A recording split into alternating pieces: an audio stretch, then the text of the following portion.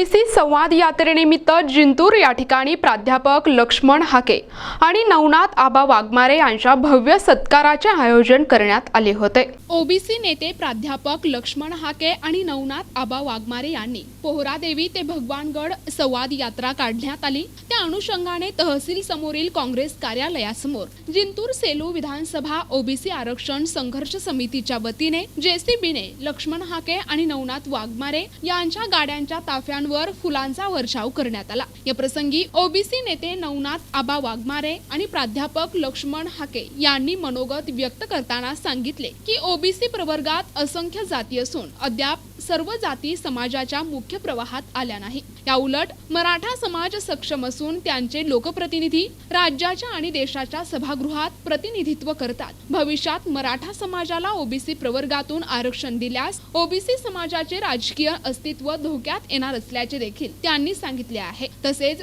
सोनपेठ येथे बंजारा आणि पारधी समाजातील नागरिकांना अमानुष मारहाण झाली, त्यातील आरोपींना तात्काळ अटक करा, अन्यथा ओबीसी समाजातर्फे जिंतूर तहसील कार्यालयासमोर तीव्र आंदोलन करणार असल्याचे निवेदन तहसीलदार जिंतूर यांना देण्यात आले। या प्रसंगी सकल ओबीसी समाज बांधव मोठ्या संख्येने उपस्थित होते। जबाबदारीने सांगतोय, एका बाजूला मुख्यमंत्री म्हणतात आम्ही ओबीसीच्या आरक्षणाला धक्का लागू न देता आम्ही आरक्षण देऊ, आणि दुसऱ्या बाजूला जरांगे नावाचा माणूस म्हणतो की आम्ही 80% ओबीसी मध्ये घुसलोय, आता सगळ्या सोयऱ्याच्या अध्यादेशाद्वारे आम्ही 20% उरलेले पण घुसतोय, म्हणजे 100% जर मराठा बांधव ओबीसी मध्ये आले तर आमचा ओबीसी मधला भटक्या विमुक्ता मधला आमचा एखादा कुरमुड्या जोशी, आमचा एखादा मेळंग्या, आमचा एखादा नाथपंथी डवळी गोसावी, आमचा एखादा बंजारा, आमचा एखादा ऊस तोडणारा बंजारी, आमचा एखादा मेंढपाळ,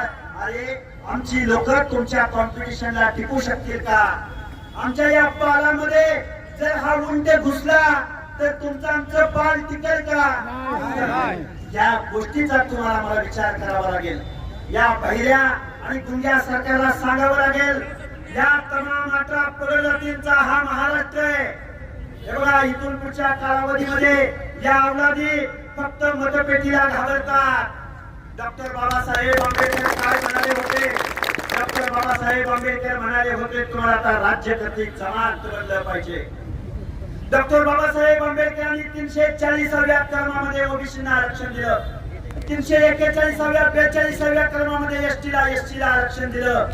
तुमच्या आरक्षणासाठी डॉक्टर बाबासाहेबांनी कायदेमंत्री पदाचा राजीनामा दिला, पण तुमचं आमचं आरक्षण 94-95ला मिळालं। बाबांना जाता जाता एकच सांगतो, तुमचं आमचं हे न्याय, हक्क, अधिकार, अस्मिता, तुमचा आमचा स्वाभिमान, गावगाड्यातलं तुमचं आमचं प्रतिनिधित्व जर वाचवायचं असेल तर तुम्हाला आम्हाला एक व्हावं लागेल, आपल्या सगळ्या पुढाऱ्यांना एक व्हावं लागेल।